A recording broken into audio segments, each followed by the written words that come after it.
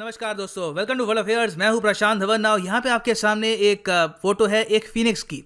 Phoenix एक पौराणिक कथा का एक जीव है। बताया जाता था कि ये पूरा जीव एक बेसिकली पक्षी है और ये बना है आग से।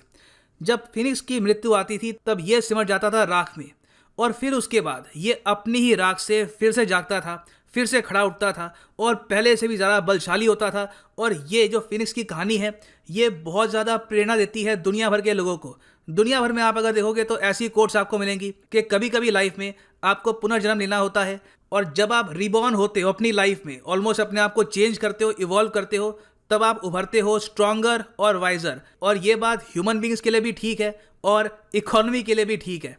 देखो, कोविड-19 पैंडेमिक ने दुनिया भर में बहुत नुकसान पहुंचाया है।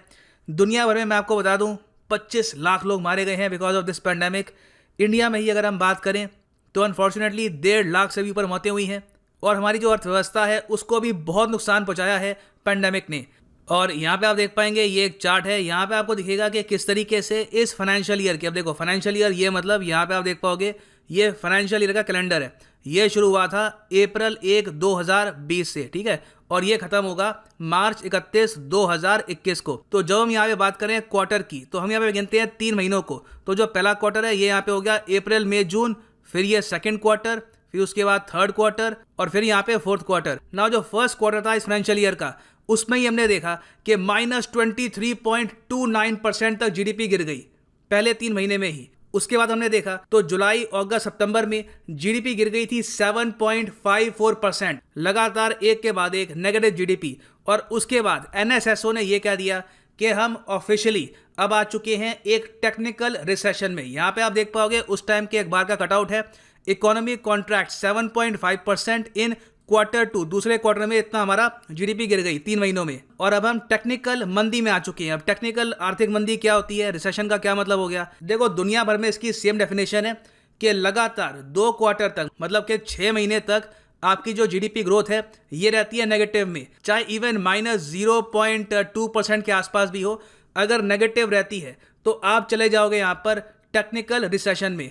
तो इंडिया भी था टेक्निकल रिसेशन में। अब जाके जो तीसरा क्वार्टर है, मतलब कि अक्टूबर, नवंबर, दिसंबर, इसकी ग्रोथ हमने जो कैलकुलेट करी है इसमें हमको ये पता लगा है कि अब देश टेक्निकल रिसेशन से बाहर आ चुका है, क्योंकि अब हमने यहाँ पर ग्रो किया है 0.4% पॉजिटिव में। जी हाँ, चाहे 0.4% भी पॉजिटिव में क्यों ना हो, मगर अब हमारा देश टेक्निकल रिसेशन से उभर चुका है।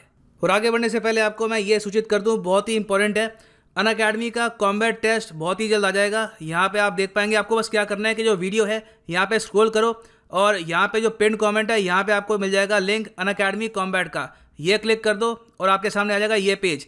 अगर आप मोबाइल फ़ोन पे हो तो पहले अनअकैडमी की जो ऐप है ये डाउनलोड कर लो और फिर यहाँ पर क्लिक करना लिंक पर, और उसके बाद यहाँ पे ऑप्शन आएगी एनरोल की, एनरोल पर यहाँ पर क्लिक कर लो। और यहाँ पे आप देख पाएंगे 28 तारीख को सुबह 11 बजे है अनअकैडमी कॉम्बैट का टेस्ट। लाखों रुपए की स्कॉलरशिप यहाँ पे आप ले सकते हैं और यहाँ पे आपको जो टेस्ट होगा ये 60 मिनट का होगा। यूपीएससी लेवल के आपसे क्वेश्चन पूछे जाएंगे।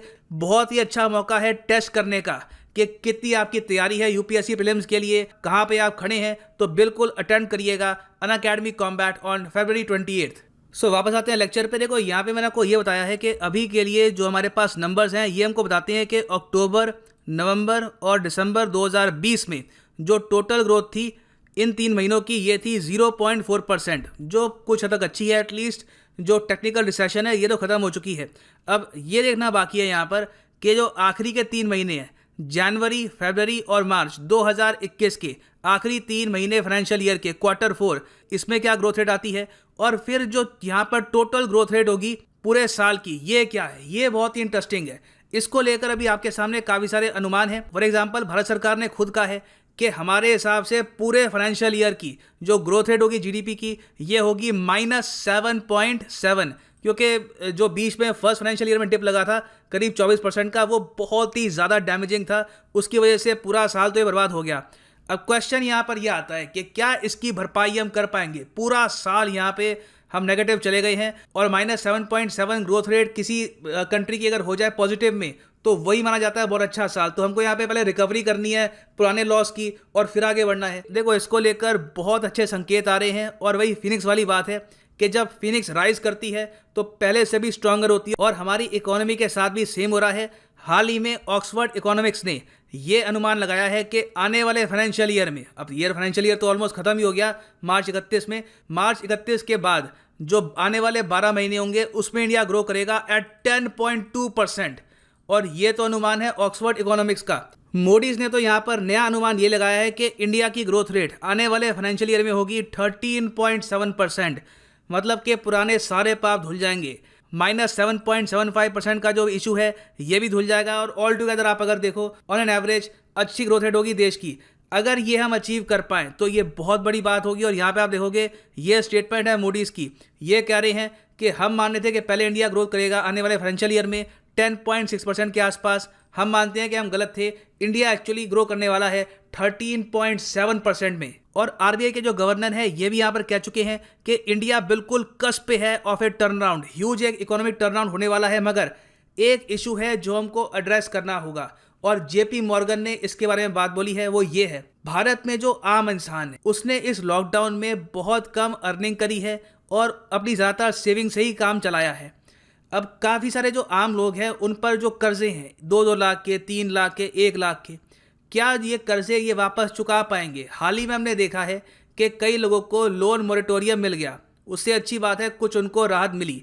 मगर लोन मोरेटोरियम मिलने से प्रॉब्लम सॉल्व नहीं होती, आप बस उसको आगे ढकेल देते हैं। तो मेरा ये मानना है कि सरकार को अभी के लिए अगर इंश्योर करना है कि इंडिया जेन्युइनली 13 to 14% के आसपास ग्रो करे तो उसके लिए हमको लानी चाहिए एक बहुत ही बड़ी डेट रिलीफ स्कीम। जिन लोगों ने बहुत ही छोटे स्केल पर लोन लिया है उनका वन टाइम लोन आप माफ़ कर दे, या तो सरकार माफ़ कर सकती है या फिर उसका बहुत सारा जो परसेंटेज है वो सरकार पे कर सकती है। ये हमको करना होगा, नहीं तो इन द फ्यूचर इंडिया में एक क्रेडिट क्राइसिस उभर सकता है और जो हमारे बैंक्स हैं और बहुत सारे जो NBFCs हैं वो इससे बहुत ज़्यादा सफ़र करेंगे। फिर एक और एस्पेक्ट ये भी है कि हमको इंश्योर करना होगा कि जो पेट्रोल के प्राइसेस है, पेट्रोल और डीजल दोनों के जो प्राइसेस हैं ये थोड़े बहुत कंट्रोल हो। अगर पेट्रोल और डीजल के प्राइसेस हाई रहते हैं तो इंडिया में होगी उससे हाइपर इन्फ्लेशन, चीज़ों के दाम बढ़ेंगे। कई छोटे उद्योग हैं वो अभी भी धीरे धीरे उभर रहे हैं लॉकडाउन के असर से, तो वो इस टाइप की इन्फ्लेशन झेल नहीं पाएंगे। तो ये दो एस्पेक्ट है, इनको भी ध्यान रखना होगा, तभी जो ये प्रॉपर ग्रोथ है ये आम आदमी को भी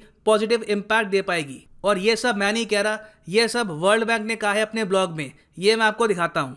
यहाँ पे आप देखोगे ये वर्ल्ड बैंक ब्लॉग्स का एक आर्टिकल है, ये कह रहे हैं कि कोविड-19 पैंडेमिक से जो साउथ एशिया में सब आते हैं, पाकिस्तान, इंडिया, बांग्लादेश, नेपाल, यहाँ पे जो इनफॉर्मल सेक्टर है, अब देखो फॉर्मल सेक्टर में फ़ायदा ये होता है इन लोगों को लोन आराम से मिल जाता है, सरकार की जो स्कीम्स हैं वो भी आराम से मिल जाती है।